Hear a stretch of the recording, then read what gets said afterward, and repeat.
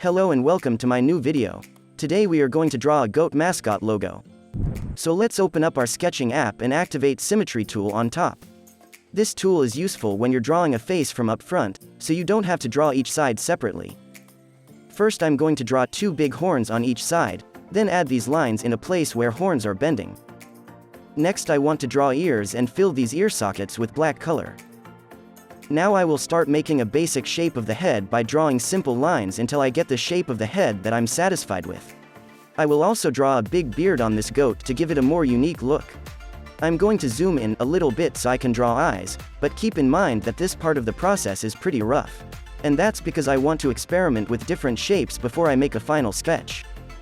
I just need to draw a nose right now, and since I'm quite happy with overall line art, I can go ahead and make these lines thicker and also make this illustration more detailed. I just want to say here that if you're like me and you struggle with drawing from time to time, feel free to use one or more reference images. It's much easier that way and I use them all the time. I will also put a couple of references here, so you can see how I came up with inspiration for this design. I will leave a link for this sketch in a description so you can download it, and if you really want, you can follow me along on the next step in which we are going to convert this sketch to a vector format. Also, if you will have any question about this whole process, leave a comment and I will try to help you out. Now just enjoy the rest of the sketching process or skip to the next step using chapters on this video.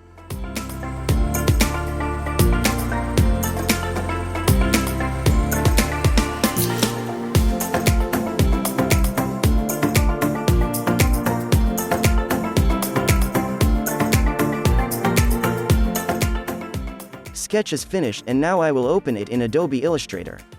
So just go to File, Place, and then select the sketch we just created. Stretch it across the artboard like this.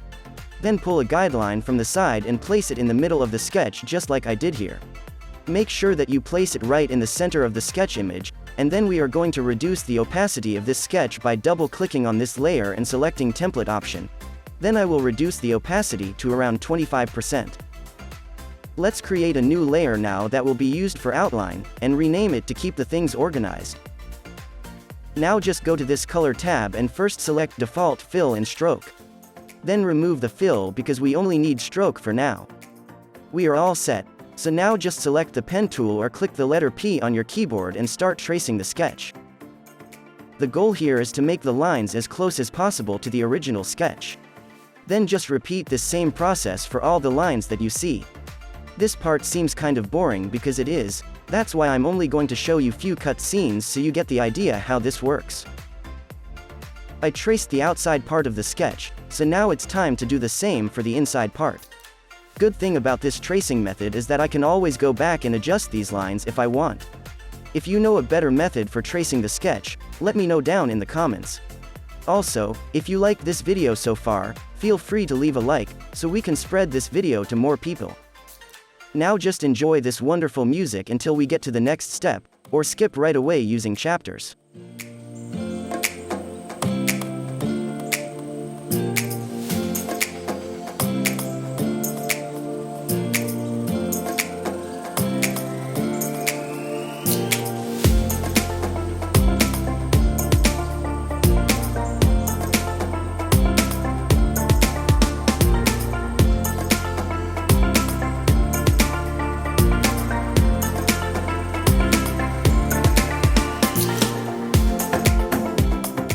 Tracing is complete, so now select everything and move it to the side.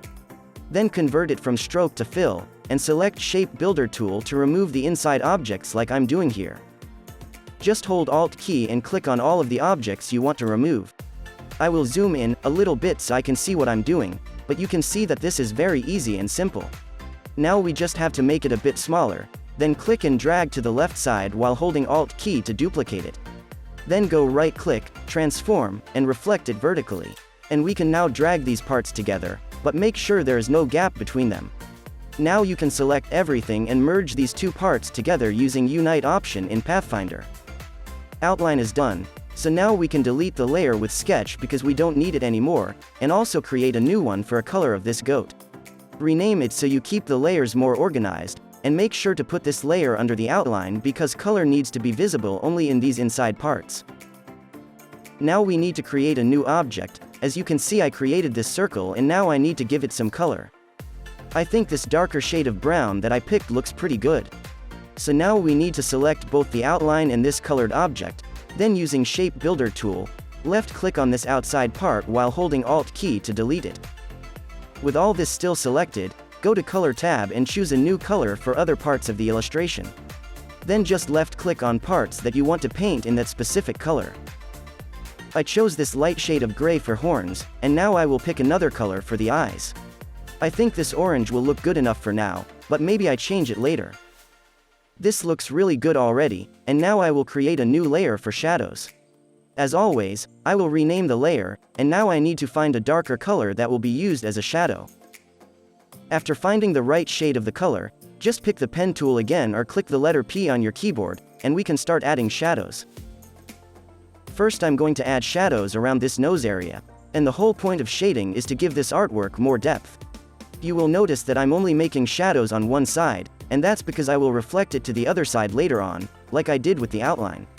You can see when I zoom out that this already looks so much better just by adding a few shadows. This really brings this illustration to life and removes this flat two-dimensional look that it previously had. I just want to give you a quick tip here. Always imagine a light source coming directly at the character, that way you can place the shadows more easily. Because if you have light source coming from other directions, things can get a bit complicated. The same reference that you used for drawing, you can also use them for shadows. And on top of that, feel free to look at other people's artwork and see where they place shadows, that way you can learn a lot and you will improve much quicker. Luckily, there are millions of images on Google that you can use for reference, and I highly suggest that you look into them. So anyway, to get back to this illustration, now I'm going to make this shadow above the eye area, and then we can proceed to the next step, which is adding highlights.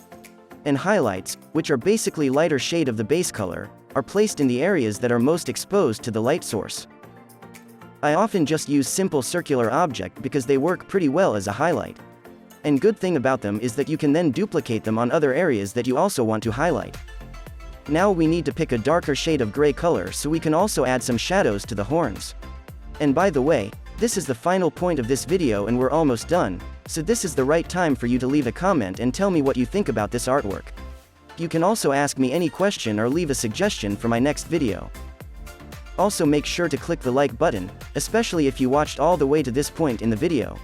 Feel free to subscribe if you want to see more content like this in the future, and click the notification bell icon, so you don't miss any of my future videos. We are almost done here, but there is one more thing that we need to do.